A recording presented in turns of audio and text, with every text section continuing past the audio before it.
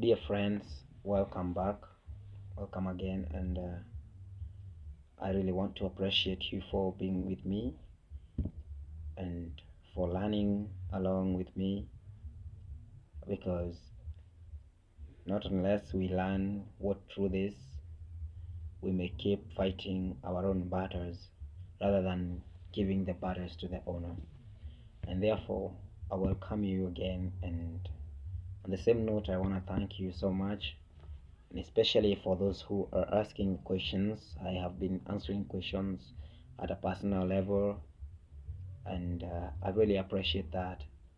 The reason I say that and I kind of emphasize on it is because I believe that even if we are a mob, maybe probably when we are dealing with some issues and as a problem is facing us, all of us, what I believe is that we are affected individually. Have you ever been in a demonstration whereby maybe by bad luck uh, the cops are against it and therefore they are running after you? What it really happens is that if you are maybe spotted, they will beat you up, and you will not say, you know what, I'm not feeling pain because the others are not feeling pain. That is not the truth. So I believe that despite the fact that we might be in a mob, we also have our own self individuals, and therefore I'm answering questions at a personal level because I believe that the questioner have a problem when asking a question, and if I answer the question without solving the questioner's problem, then I don't have any solution to the questioner. And therefore, I'm really appreciating even you allowing me to do some research to answer you, because I'm not all knowing. In fact, I already said, in the introduction, that truly and honestly, I believe that I'm just a blunt blade, and I'm just being used by God. But that doesn't mean that I know all. After all these we have been speaking, I believe that even as we speak more, we are going to get the help that we need, and especially with our thinking, because as Christians and as people of God, as Islams, as Buddhists, as anyone in any worldview, I believe that we were created by God to think. Now, think about that for a moment. But the only problem that we are having is condemning those who are having a different perspective from us. That is not supposed to be there. Actually, that is not supposed to be there. I also believe that if you truly believe that whatever you are saying is corresponding to truth and coherent to the worldview, then you should stand with it and teach it to others and let them buy in your views and let them understand it fully, but not condemning them and discriminating them. We have been speaking about the four questions of life, and I believe that we have been speaking about origin, meaning, morality, and destiny. And we said that we're gonna need a lot of time to discuss this. We're gonna need them to understand more, but we also have to be realistic in our discussions and even in our talk, that we are facing realities that don't need so much, in terms of, I don't know, a learned fellow with a PhD or something. We already know what our problem is, and not unless we face it at our level, we may be having a very big problem, still waiting for some learned fellow to come to our level and discuss it with us, or even maybe a European or an American to come and discuss it with us. So we have to discuss it in our level, and I believe that we are going to get the solution. After all this, I believe, because right now I'm about to talk about one of the question, which is morality, and that is defining between good and evil. After this, I believe we will be helped, and it will be of help to us, and it will give us hope, and that is why I never judges people because of what they believe or what they stand with, because first of all, no one ever applied to be born where they are born. First of all, I want you to take that note. I know it is painful to some, it is okay to some, but to me, I believe it is essentially a reality that we should face, and therefore we should actually not define other people as different from us. You never applied to be born where you were born. I never applied to be born where I'm born. I never even wanted to be. I just found myself. I just was brought in that way of life, in that culture, and that doesn't mean that therefore I was brought in the all right way, and that I should discriminate those who are not brought in the same way. Because if that then would happen, therefore I would only live alone, because I maybe with my sisters and brothers. And yet, fascinatingly, is that even within brothers and sisters, there is still a difference. So we should not discriminate people because of our differences. And therefore, ladies and gentlemen, if you are listening to me, please don't judge people because their view is different. If they engage in a discussion with you, let you argue corresponding to truth and coherent to the worldview, let it be a kind and a peaceful argument. Let you guys become a light rather than just another darkness. Let you become a solution rather than just another question. um I often wonder when we keep claiming our so-called freedom. And as I start with it, I mean, since we are talking of morality, we are talking of good and evil. Now, when we talk of freedom, think about it for a moment. Everyone wants freedom. In fact, people in Africa and in very many countries of Africa got independence and they claim that they got freedom. So everyone wants their freedom. In fact, and everyone don't. There is okay. Let's talk of a law. A law is put there, but indeed, if you are to be asked, so those who are affected would say, "I wish there was no such a law because everyone wants to be free in what they are doing." But let us think through this for a moment. We have a difference between freedom and anarchy, because freedom comes with a moral framework. Freedom, whenever you talk of freedom, comes with a moral framework. So don't just look at the freedom as you being allowed to do what you have to do, you being allowed to say what you have to say, you being allowed to go where you have to go. No, that is not freedom. That is another thing other than freedom. And therefore, I want to say to you, ladies and gentlemen, think about when the popular phrase, my dress, my choice, was popularized. Think about that for a moment. I've just used one of the few examples that I would give because it is already known. Now think about anyone who uses that phrase. And I'm not trying to say that they should be discriminated. No, we are talking here and we are discussing here. But the problem is, whenever you say my dress, my choice, don't wait for that person who is saying that to wear decently, or probably wear long clothes or a decent clothes. It's very weird to think that way. In fact, when they say my dress, my choice, wait that person as they come out of the house dressed, you may wonder, then why are they even dressed? You may even start wondering. Let's go to the other point. Think about those who say, it's my life, it's my choice. I have to live the way I want. Trust me or not, they are not going to live according to, to the requirements and to the expectations of the society, religion. No, hell no, it will never happen. They will often go astray. Why? Because people are thinking that being allowed to do what you are doing, you must not do according to what maybe you are guided to do.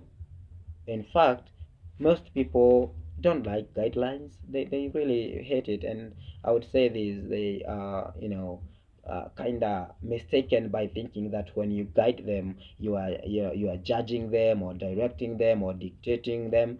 Hell no, and I say no again, because we are learning day by day, and if I didn't learn, I would not be teaching. Even in the conferences I've been speaking, and you find a person telling you, what is the problem of wearing short clothes? What is the problem? Is there any problem drinking alcohol? Okay. What's the problem of uh, doing whatever I'm doing? What's the problem? Now, I want to tell you, ladies and gentlemen, you may never agree with me on this, but this is the only truth.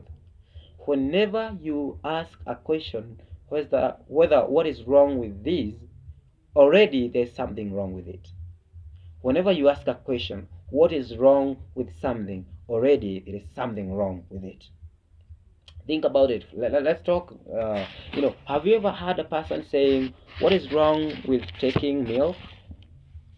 Have you ever heard a person saying, what is wrong with taking Fanta or some hot water? But people will come all along with a lot of questions. What is wrong with taking alcohol? It's just wine. What is wrong with taking it? What's wrong with wearing a short cloth?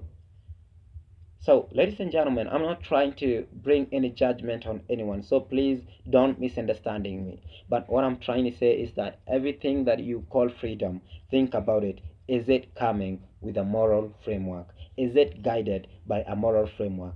Is it under, a law of morality? Because if you are not guided by those laws, then it will be no more freedom. However bad you want it, it will be no more freedom. It will be anarchy.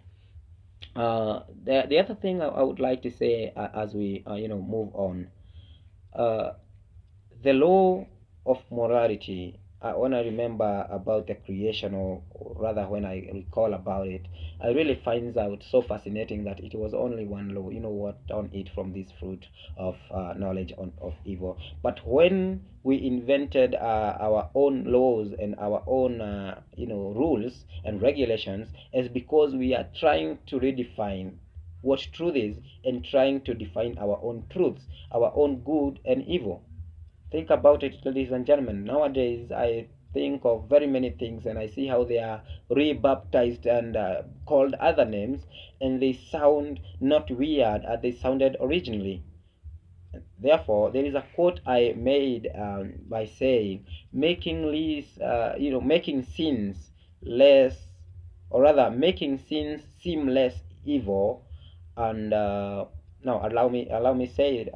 Probably uh, the way I wrote it, making sin seem less harmful and righteousness seem awkwardness and backwardness doesn't change their final consequences. Now, making sin seem less harmful and righteousness seem awkwardness and backwardness doesn't change the final consequences.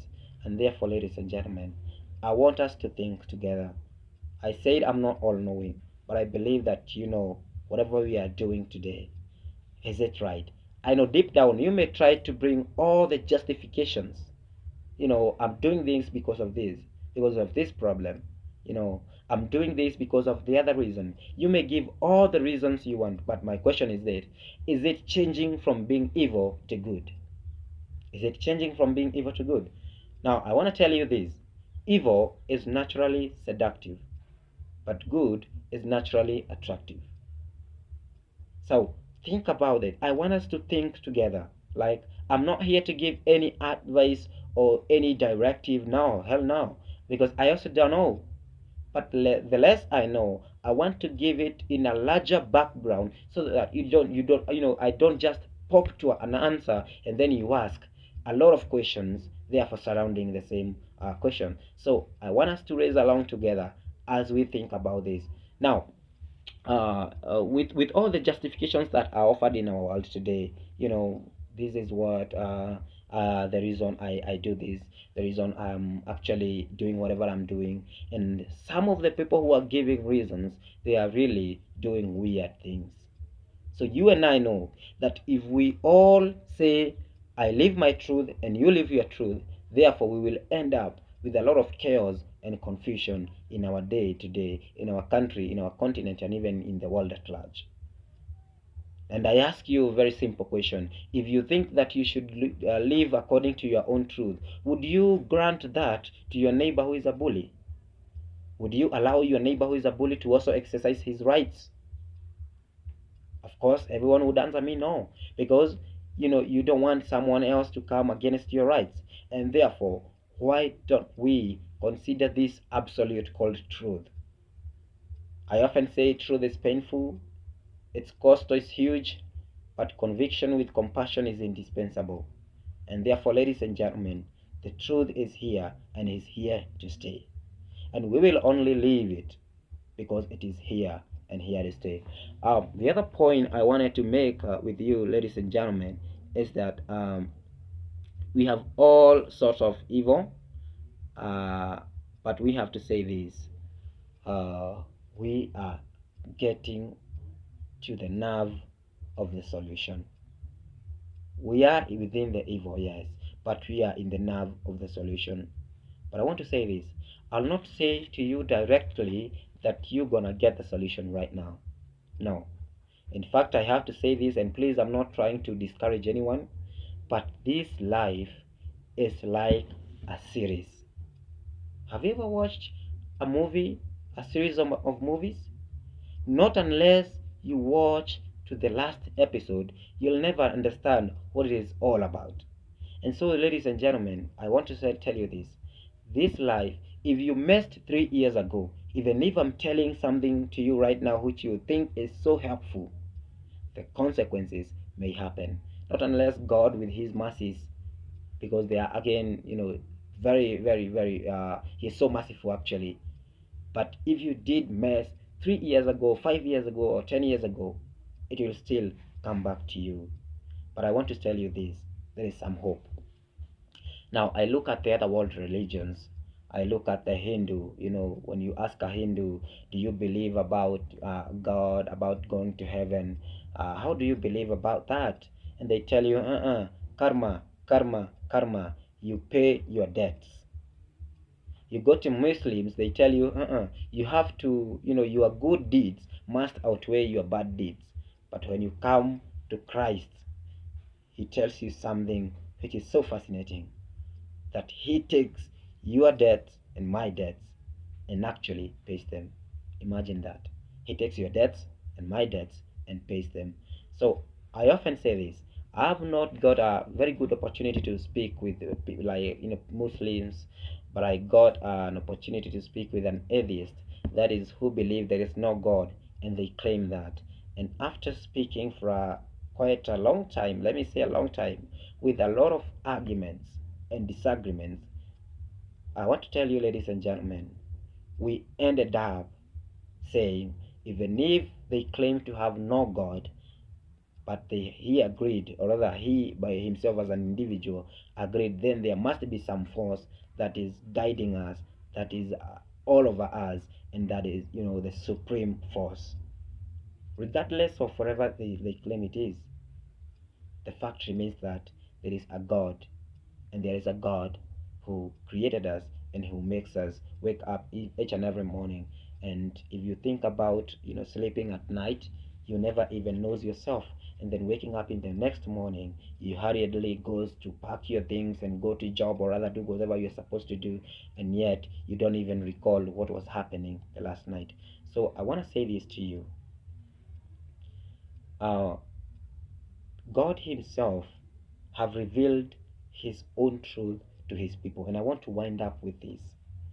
Whether you are a Muslim, whether you are a Buddhist, whether you are an atheist, whether you are a Taoism, or a Taoist or a Jainist or anyone, God Himself revealed or rather reveals each and every day His truth to you and me, regardless of your belief.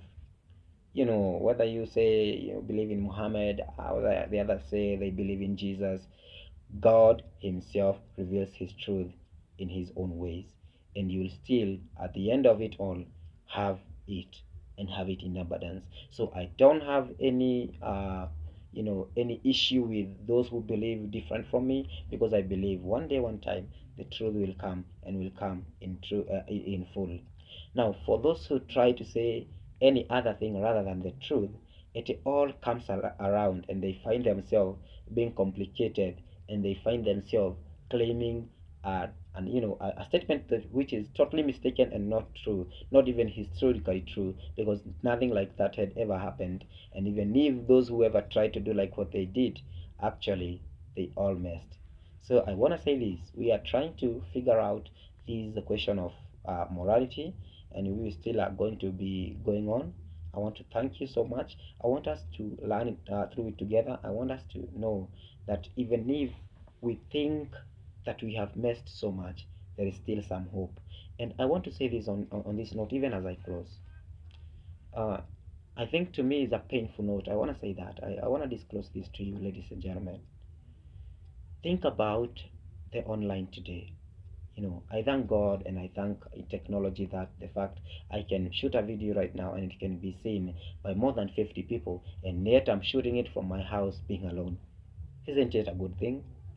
But I also want us to learn that most of us today, and I want to say this, we are posting anything and everything online without thinking of the effect it's gonna create. Oh my goodness, I wish you just hear this. I'm not here to judge anyone, but I want to tell you this. And because this is happening to those people who are, the age of 45 and below, mostly, I want to say mostly, please, I often say the people of God goes astray because of lack of knowledge. And because you had not knew and you had not listened to me earlier, there is no judgment that may come up to you. Not even a guiltiness should not come. Should not come to you, even a guiltiness. But because you have heard this from today, from me, if you are doing this, please change. Number one, if you are posting things that you know deep down you would not even like your own kids, if you have one or you'll have one in future to watch, please don't, because online is keeping our data even in 100 years to come. Think about it. Those people who are doing weird things online, and you are doing it for likes, for comments, for following and all that. I'm not here to judge, but I want to say this, all in good faith. Remember, you have a future. Remember, you have a kids, or you probably will have kids in future. Will you be having a hard time explaining to them what was happening? Of course, you don't want that happen. So you can change as early as now. You can change as early as now. You can stop it immediately, because deep down, and that doesn't mean that stopping doing that which is evil, that you have to stop with online. No, you can do something that can help you and your future generation. But do things in the name of comments and like, your kids to come will not understand that. In fact, they may be affected and you may ruin up to the fourth generation of your life. Now, I'm not trying to be special here. I'm trying to say, I being there, let us take care of what we are posting online. Let us take care of what we are doing in our day-to-day life, not even online only, that will leave an effect to us negatively and even further to our kids and our generations. It's not right. And you don't have to keep all the time trying to explain or trying to clear your mess, whereas you can clear it, you can prevent it right now. Thank you so much. Please, let us change, let us be good. It costs us not. It costs us not. I believe that we have learned something, and we are going to keep learning as we move on. So this is the third episode. I believe in the fourth episode we are going to face a lot of other issues and aspects. Thank you so much.